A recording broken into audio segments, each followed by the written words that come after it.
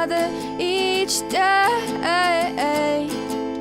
Where there's a will, there's a way. The views and opinions expressed on Trudging Together are solely those of the host, co-host, and our guests. They do not necessarily reflect the views of any organization, fellowship, or other entity, and definitely not your boss, your neighbor, or that one guy in your home group. The content of this program is not intended to replace medical, psychological, or professional advice. If you're looking for that, please seek guidance from qualified professionals who spent way too many years in school. What you'll hear here is based on lived experience, recovery journeys, and the occasional bad coffee-fueled joke. Trudging Together is not affiliated with any 12-step fellowship. We are simply people sharing our stories and walking this path together, one day at a time. Thank you for joining us, and remember, recovery is serious business, but that doesn't mean we can't laugh along the way. Sober Saturdays. Welcome. Happy Valentine's Day to you. Happy Valentine's Day. You probably guess I don't celebrate it. To me, it's February 14th. Yeah. And I've always kind of been that way. Yeah. I'm a rebel, man. Rebel. Who said robble? Remember who said robble? All right. Morning, Amber. Thunder love. Yeah, I should have wore a Thor Love and Thunder shirt, huh? No. Today's Mandalorian. This is the way, my friends. We're talking about love today. Yes, we are. Power was off most of the night, so I'm charging my phone. I woke up, there was 6%. That didn't last very long. So I had to charge in the car. Thankfully, the power came back on so I could do this and charge my phone and meet with sponsees and see how reliant we are on things, on technology. Yeah, a little too reliant, man. A little too reliant. Amber says, I think there's a free coupon for an 8x10 print. You can get one of those pics you and Shannon printed and sign it for her for V-Day. Yeah. Well, I just love her for who she is today. The free coupon. Will you go find me that free coupon? I already have 8x10 paper. What I don't have is a printer. So I believe that we show love every day. Yeah. What happens if we make plans today and Dion's just not feeling up for it? Happens. I don't want to, yeah. See, I did something kind of secret-y. See, I'm thinking of it. Usually we have date night on Friday nights, but date night's tonight. So see, I switched it on purpose. Actually, I got lucky. I just wanted to play my games last night. I got lucky. See, when you do the right things, God covers your ass too. My wife's not very materialistic. I'm not very materialistic. We have a great relationship, and yeah, she's really been taking care of me. She had to go get me some coffee because, well, it's kind of hard to run the coffee pot when I could have just started a fire outside and made coffee the old-fashioned way. Amber says, Scott and I don't like to people, so we usually stay home. Yeah. Where's there to go? I don't.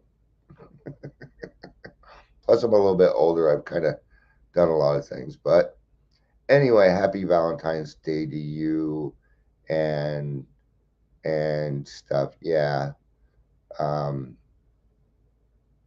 Yeah, to me, it's just kind of another day. Because unconditional love doesn't come with expectations. And Valentine's Day tends to come with some expectations. Very much. I mean, there are comedy shows written on it all the time about how the man forgot or the woman forgot, and or they both forgot.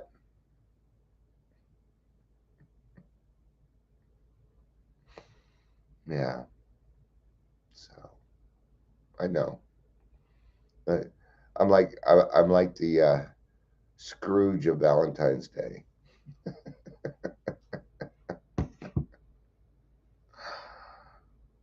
All right. You know what time it is? It's time for Dion's Daily Funnies. Amber sent me something February 14th. We'll read that. I'll read that, Amber. In fact, when I'm done with the Daily Funnies, we're going to read that. I'm not sure. I don't even know what it says yet, but we'll find out. Why don't skeletons fight each other? They ain't got the guts.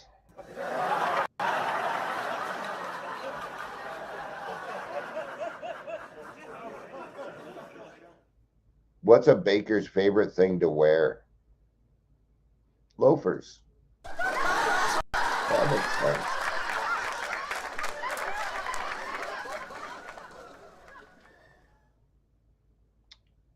Why do bees have sticky hair? It's just stupid. Because they use honeycombs.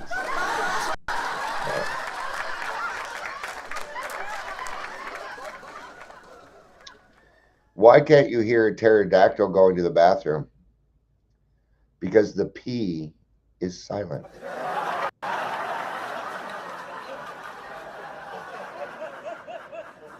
Whoa. What kind of birds stick together? Velcros.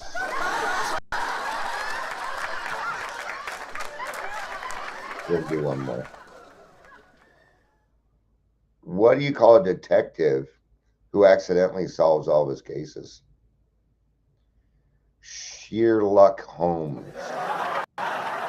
Sherlock Holmes. There we go. Wow, Amber, you are just yakking over here. First day, B-Day engaged. Congratulations. There you go. Good job. I'm happy for you. I know you're very excited about your wedding, and you should be. You should be. I'm very excited for you. If you have extra chairs, she still needs chairs. If you'd like to help out, just go ahead and reach out to me. We'd appreciate it if you were in Colorado or at least on the border of Kansas. So we're going to read this February 14th. Let us know where this came from, Amber, if you could. The most important business of life is love, or maybe it's the only one. And that was written by Stendhal. Life is made meaningful by love. Those of us who have been privileged to love and be loved understand this profound yet exquisitely simple truth. Death separates us from the physical presence of those we love, but it cannot separate us from the love itself. We continue to love even as we grieve. We will keep loving until our last breath, and who knows, perhaps beyond.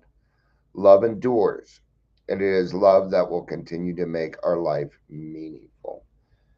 It feels like that kind of comes across something like a grieving kind of a book. Whenever I feel my grief, I will remember that I'm feeling my love. I will honor the grief and give thanks for the love. Absolutely. I was always taught that you respect the dead. Absolutely. There's a lot of people in my life that are no longer around, but I keep their memory and I keep it with love. I think of the good things that we went through, the things like that. So, absolutely, what a great way to keep somebody's memory alive through love. Love is we talk about fear a lot, and the opposite of that we talk about courage, but it is love. Love a base emotion, just like fear is. Okay, courage is not. Courage is the outcome of something. So, fear and love. And guess what? These two things can mix together. That can happen too. A lot of noise going on in the other room. Makes me wonder if it's my wife or the cats. Or welcome to Daily Trudge. My name's Dion, also known as the Podfada. If you're here, please say hello, whether you're watching the live or the rewatch. Now, we have in AA, we talk about love a lot, but in this case, we are talking about unconditional love. And what is unconditional love? Because many of us came into recovery not even knowing what real love looked like. I know I didn't. Alcohol fucking warped that for me. Oh, bad. Yeah. Um, I still even have a hard time doing PDA, public displays of affection. It isn't that I don't mind. I just don't think of it. Every now and again I do, and my wife and I'll be walking in the store, I'll grab her hand. Makes her all happy, you know. Why not? Doesn't change anything for me. I'm weird. I'm kind of weird that way. Yeah. I like it when things. I like when people go. My love language is when people go out of their way for me. Yeah. Um. So the title of that book for anybody interested in it is called "Grief One Day at a Time" by Alan D. Wolfelt, PhD. I'll repeat that. Grief One Day at a Time by Alan D. Wolfelt, PhD. Thank you, Amber. Thank you. It's a good reading. Made a lot of sense for anybody that's, maybe somebody lost their loved one this year, and that's a way that we can see. We want these days just make people selfish, and that's why I'm talking about unconditional love. To remember that even today, it is better to love than to be loved. That it is better to comfort than to be comforted. Even today. Okay. So tell the people that you love them. We were talking about this in the meeting last night. In grassroots, the number one line is "I love you." It is said more than anything else in that meeting. Maybe aside from the word God. Otherwise, love is the word of that meeting. And we do love each other. We care what happens to each other. Right? Somebody, gets a new job, we celebrate. We want the good things for them in life. And that is unconditional love. When we don't get jealous anymore that maybe people are getting things that we're kind of wanting, but we're not there yet.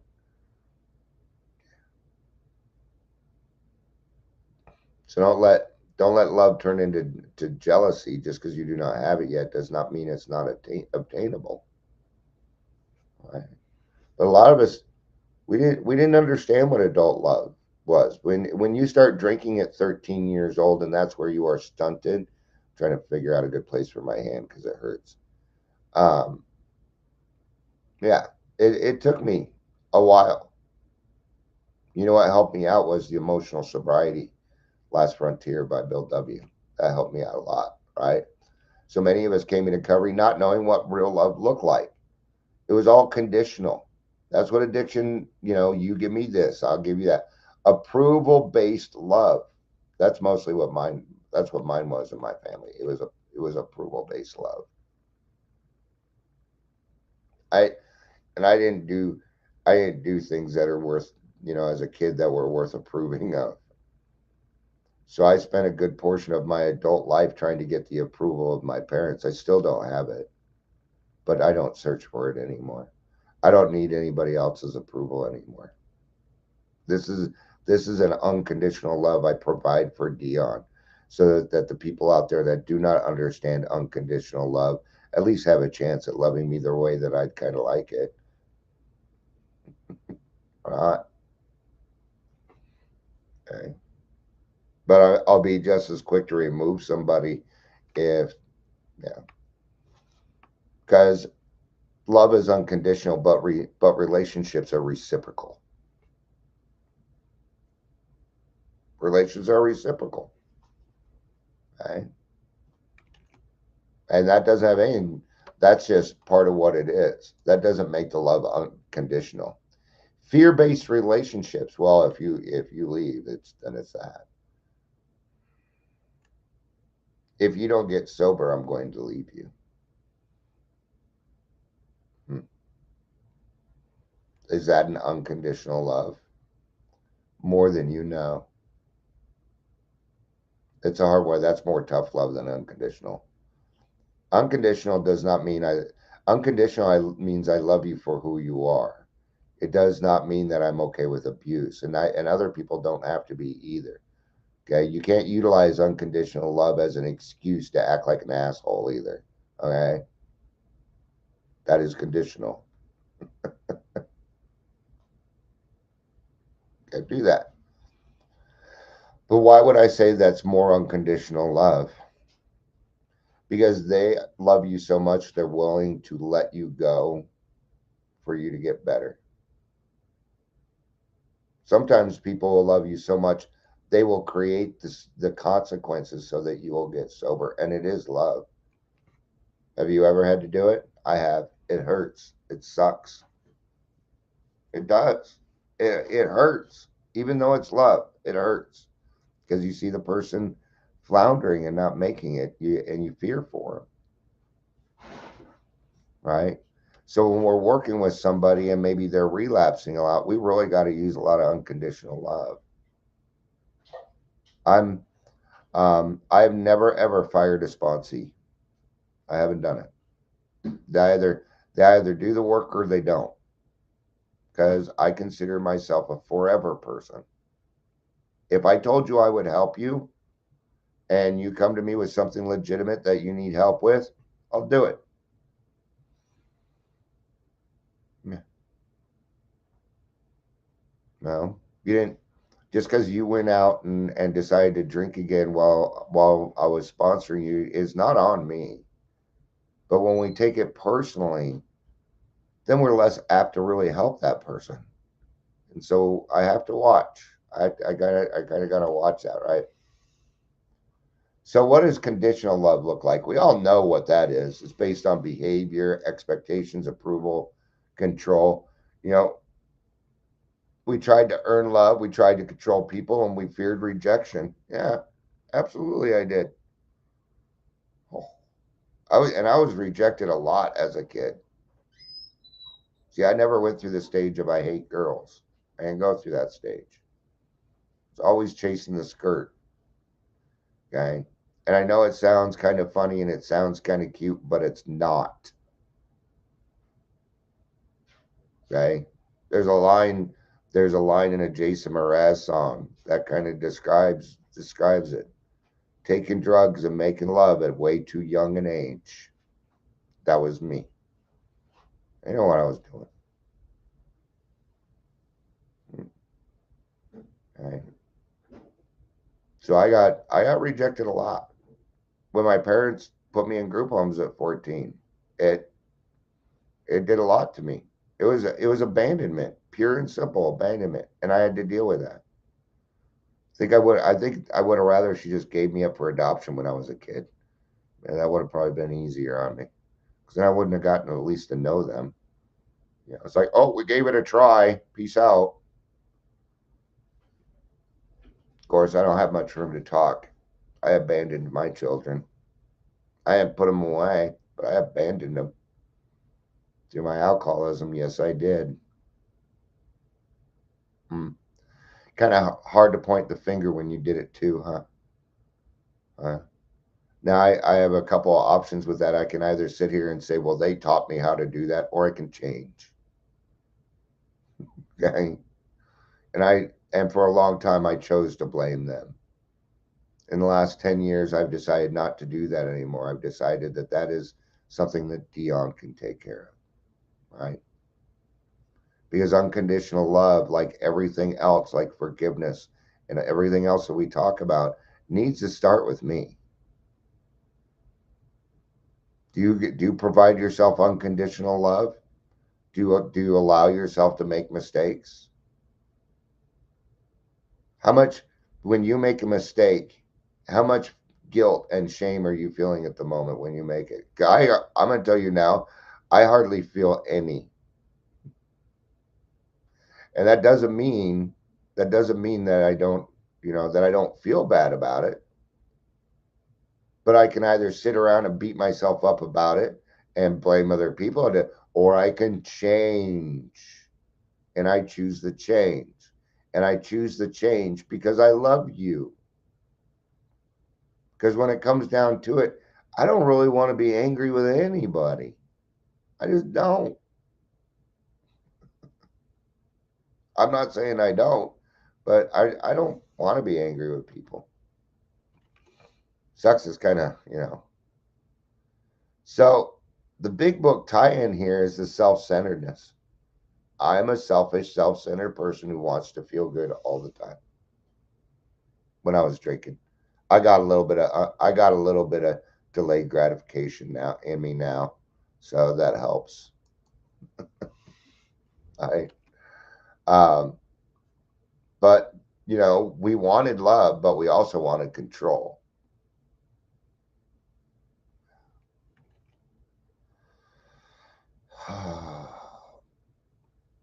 What else blocks love? Well, fear. That fear of abandonment, fear of rejection, fear of not being enough. Now, here's something. It says that fear and love cannot live in the same space. I don't agree with that. I don't agree with that.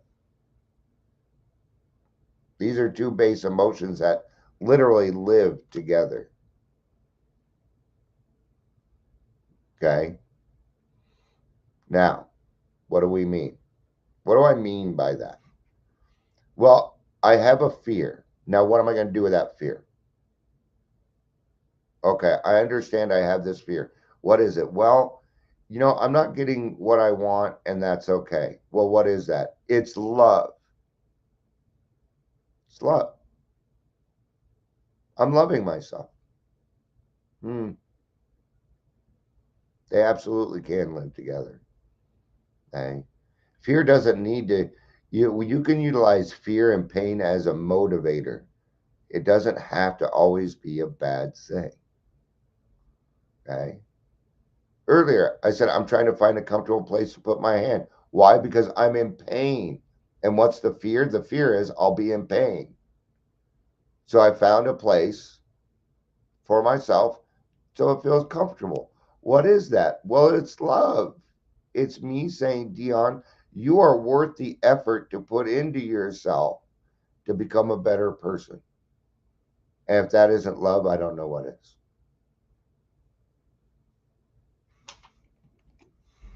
Right? So, selfishness, self centeredness, right, equals the root of our troubles. Before recovery, it's what can I get? How does this affect me? And what do I need? And then we shift it. Okay. And recovery is all about shifts. How can I help? How can I serve? How can I love? Go read the 5 love languages. They're not just for, they're for everyday relationships. Get to know your sponsee's love language. You'll get further with them. Well, so recovery moves us from self-centered to other-centered, right? And what happens? Well, that's the personality change, the spiritual awakening. We start getting a little bit of compassion. Our patience grows, the empathy grows, forgiveness comes to the table. Recovery changes how we love. See, I had love in me the whole time, but like my anger, I didn't know how to utilize it. I do now. I love you. And then My actions need to show it.